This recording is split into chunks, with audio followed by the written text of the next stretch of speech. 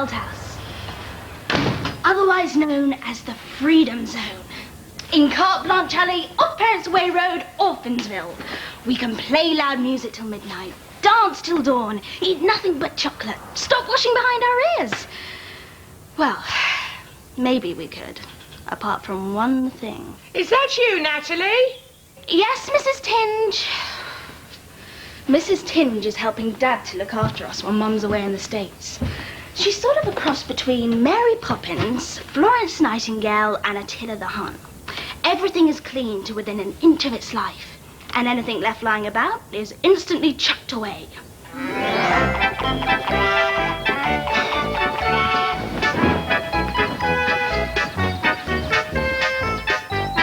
She's thrown away my old jeans.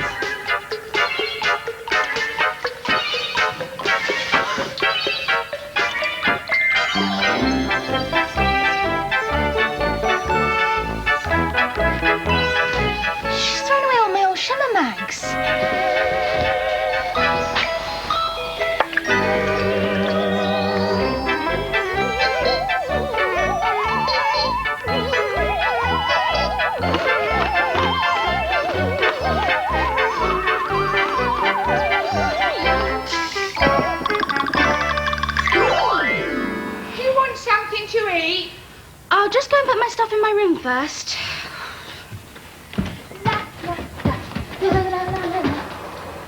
You may have noticed that today I am even more effervescent than my usual bubbly, beautiful, and amazingly together self.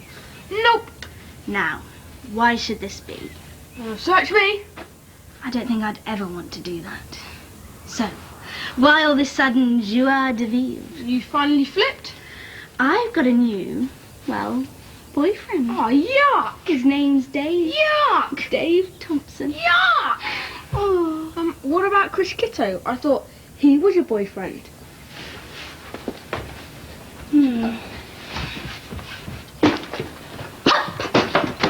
Yes. So, for this evening, shall we wear the crimson brocade, the demure rose pink chiffon, the sophisticated black with beaded trim, the wild silk, the moderately wacky silk, or the extremely sensible silk? Or shall we just go for broken wear? This. Or even this. Oh dear. Just can't find the right thing for the new me.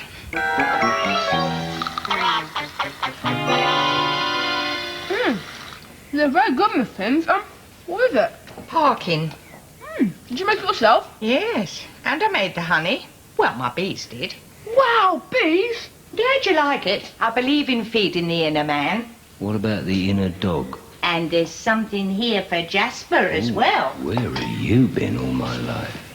And now I shall endeavour to come to terms with the cloakroom. It looks as if someone's been sieving mud in there. How did you know?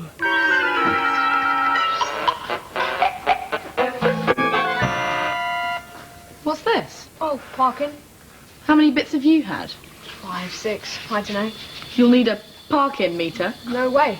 Parking at owner's risk. I'll have it if you don't want it.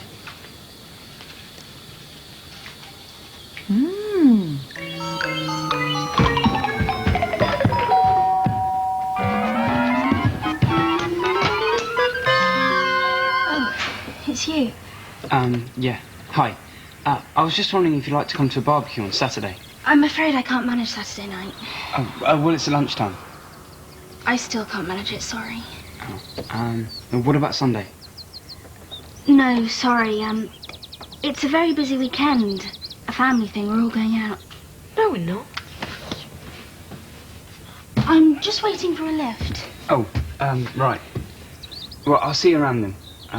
Bye.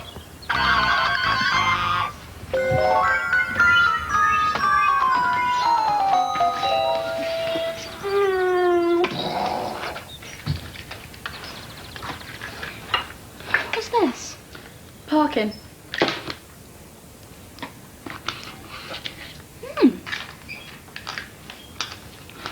Believe me, Natalie, you'd be much better off sticking with Chris. Dave Thompson's out of your league. You're just saying that because you're jealous. Because you haven't got a boyfriend. I'm saying it because you pinched Dave from Annie Smurden, and Annie's my friend. And Dave and Annie only asked you to that party because they felt sorry for you. No, they didn't. They asked me to go to the party because you couldn't go. And Dave invited me to go with them. Exactly. That shows you the kind of person he is. Georgina, I'm not listening, okay? You know what? I've been hearing all about Dave Thompson. Before he went out with Annie, he went out with Rosie Moore for about 3 weeks. And before he went out with Rosie, he went out with Isabel Phillips, also for about 3 weeks. And before that, he dumped Claudia Collins. So how long do you think Natalie's likely to last? Dunno. And what? Do you know what they call him? Nope. Dangerous Dave Thompson. DDT! Exactly. Poison. Dave Thompson is the original heartbreaker, a grade A louse. No, hang on a minute. That's not very kind to lice. Real lice, I mean. They feel valuable, ecological, niche. So should Dave Thompson, preferably under a stone. Yeah. Shut up! Just because Dave asked me out on Saturday night and not you, you get all critical. It wasn't my fault you couldn't go to the party, so he asked me instead. It wasn't my fault you came out in lumps and bumps because Walt brought kittens into the house. You're just jealous because you'd like to be asked out by such a mature and interesting person who knows about a lot of things like the environment and how to organise a protest and where to hear the best bands. Annie's got a job, Annie's got wheels. You're just jealous, jealous, jealous, jealous.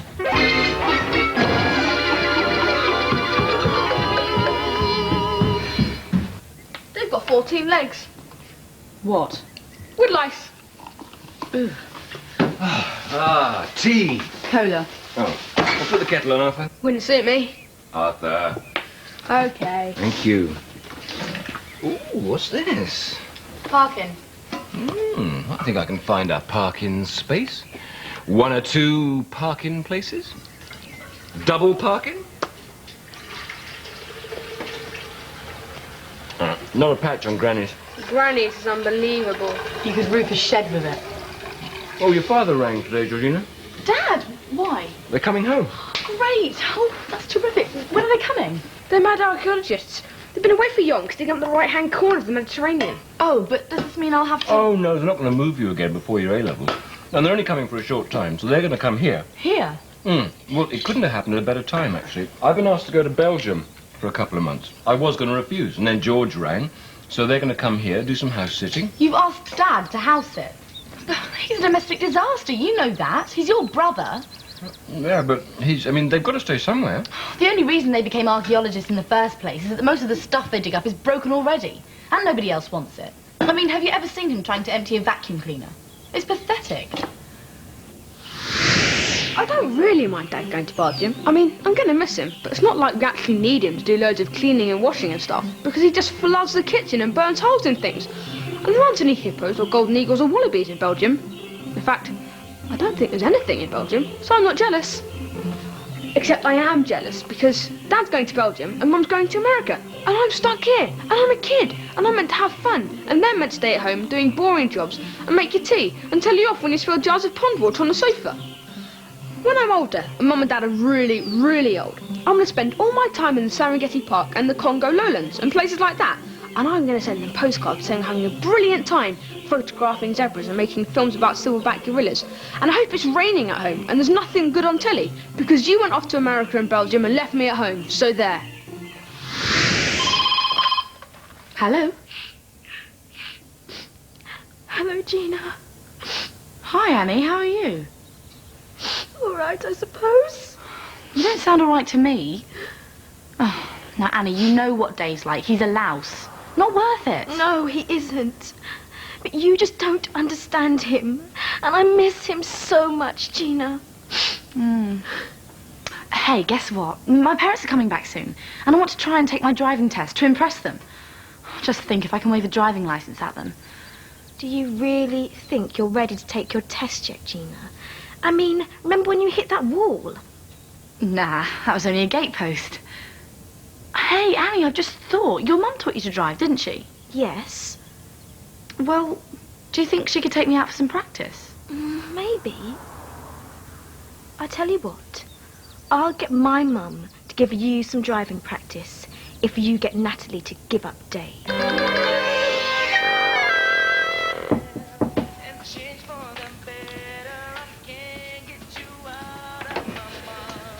Look, Nats, I just wanted to say... If you've just come to say horrible things about Dave, I'm not interested. But I think you ought to know. Just because some amazingly cool guy makes it quite clear that he fancies me and not you, there's no need to be horrible. I'm not being horrible. Hey, that's my jacket you're wearing. I didn't notice you asking if you could borrow it. Well, you weren't wearing it. And Dave might be coming round this evening. Natalie, you're not doing it for him. Honestly, dressing to please men, that's the pits. What else do you ever do? Look, Nats, I know it's flattering having Dave ask you out, but I'm sure he's only doing it to get back at Annie. I mean, those two have really got something going. I think, well, I'm sure he'll go back to her in the end, and you'll be the one that gets hurt. You won't listen, will you? No.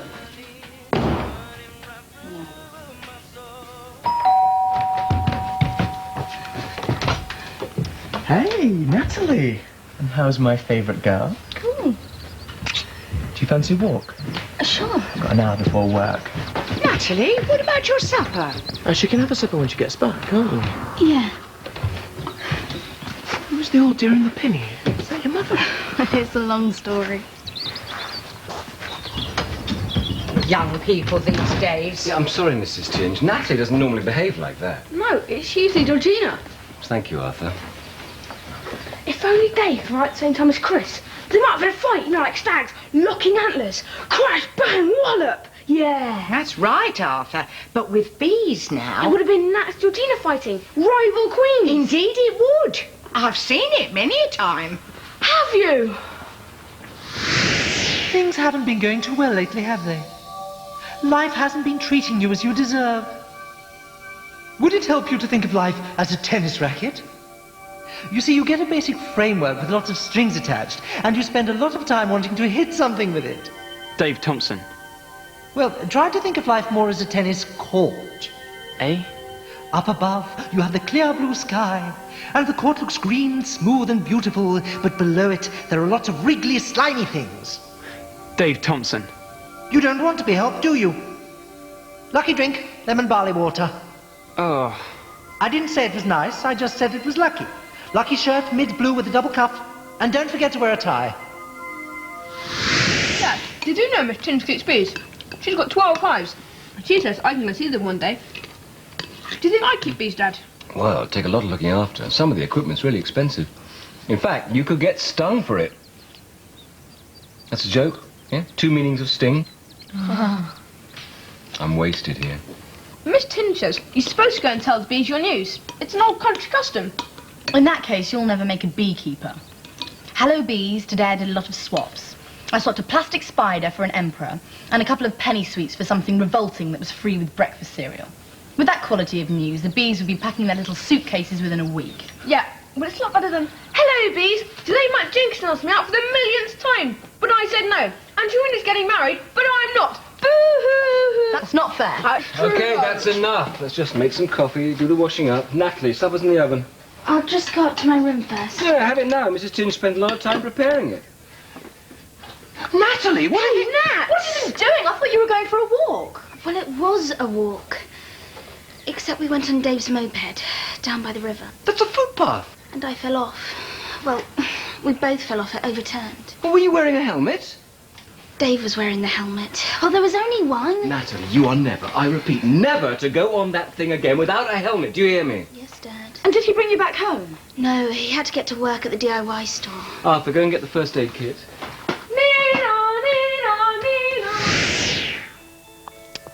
I was hoping for some guidance on my dilemma.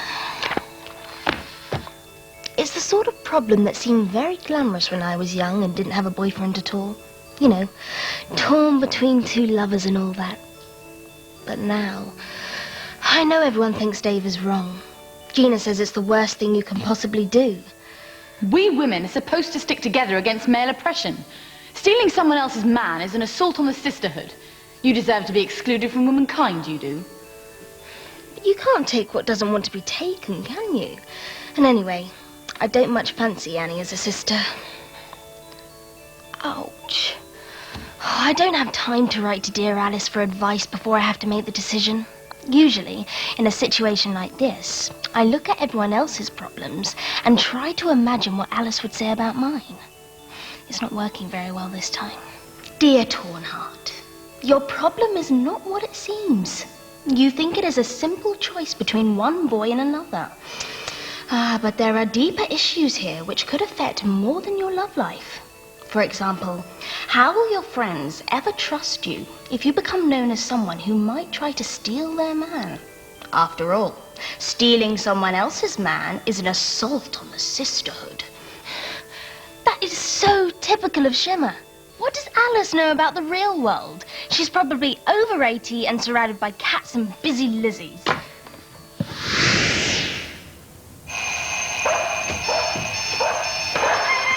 Come on, everyone, rise and shine. This is your last call before I fetch Mrs. Ginger's cymbals. Shut up, Jasper.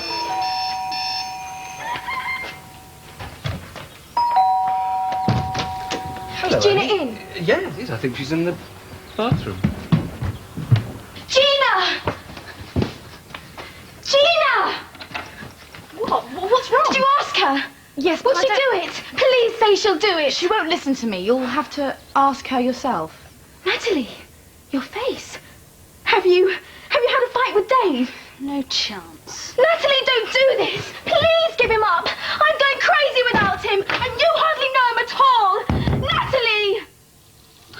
Well, I tried. Oh, did you ask your mum about the driving? Yes, she'll take you out. Honestly, Gina Wild, all you ever think about is yourself. So? Good morning, Miss Wild. Hi. Is this the first time you've taken your test? Yes. Well, don't worry. No. When you're ready, pull out, drive up to the junction at the end and turn left. Right. Gear. Mirror. Indicate. Good.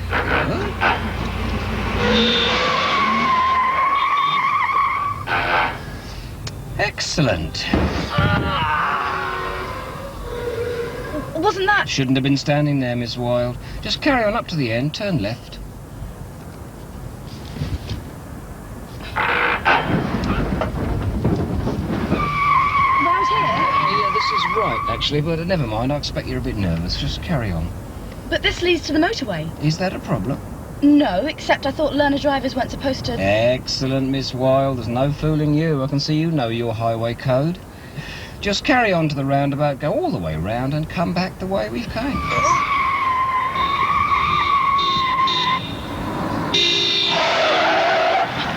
You okay?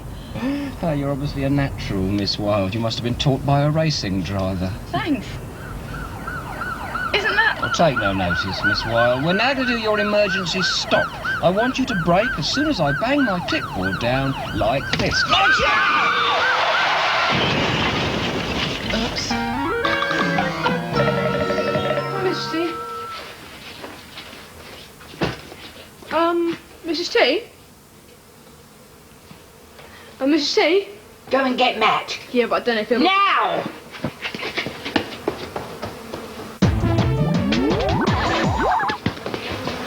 There's a swarm of bees just settled on that tree. They've been buzzing around the garden for hours. Bees, wow! Treat with caution. Exactly. Matt, go over to my house and tell my son you want the spare hive. Right. Arthur, get the beekeeper's outfits from the back of my car. Keys over there. Do you honestly think you're ready to take your test tomorrow, Gina? Well, my dad spent a fortune on my lessons. I've got to have passed by the time he gets back. Well, if you're sure. Good luck. Thanks. Bye.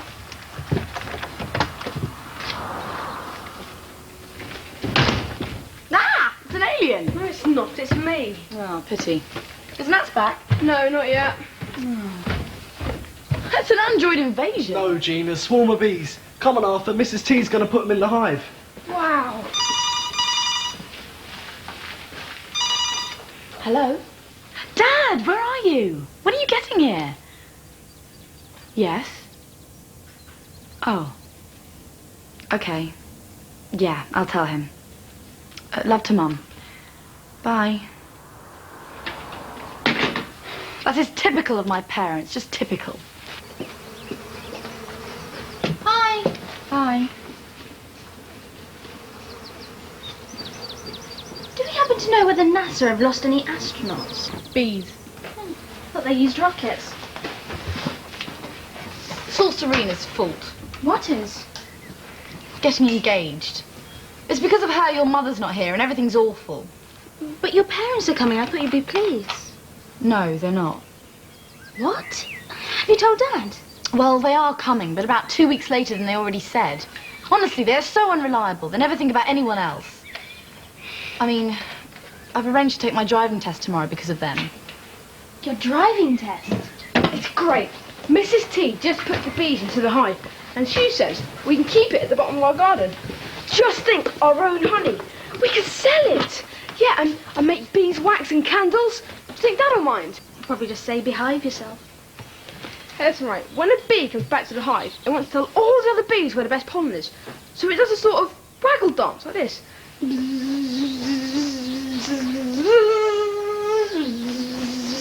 Yuck. And I got Mrs. Tinge in, helping with the cleaning and the washing up. No, of course not. The place was perfectly clean and tidy before she came. We don't really need anyone to help. It's just, you know what it's like with a house full of kids. Anyway, the woman's a demon with a scrubbing brush. She had that kitchen back to normal in no time. Oh, not that it was abnormal before. It's just, well, you know, it's like an extra pair of hands. So I can concentrate on putting the final touches to my scientific paper and giving my full attention to the children. Natalie? Oh, she's going out with some terrorist. Well, no, not a terrorist. Perhaps eco-warrior would be a better word. Yeah, he believes in chaining himself up to things rather than blowing them up. Well, at least it's better than some dodgy builder with a Rottweiler and a motorbike. Actually, he has got a motorbike. Tonight, he took... Yeah, so, Georgina, she's got a driving test tomorrow, so we're going to be inundated with visits from people with bent gate posts.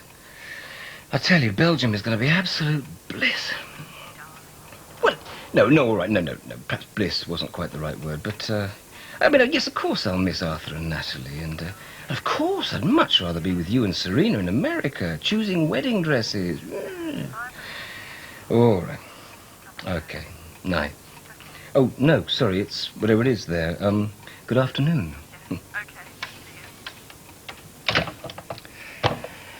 Oh, roll on, Belgium. 200 scientists, chambermaid to clean the hotel room, and no children. Bliss. The Wild House is back next week on CBBC at the same time, and you can see that episode again on Sunday morning. Newsround is next with Chris with a report on the future of basketball hero Michael Jordan.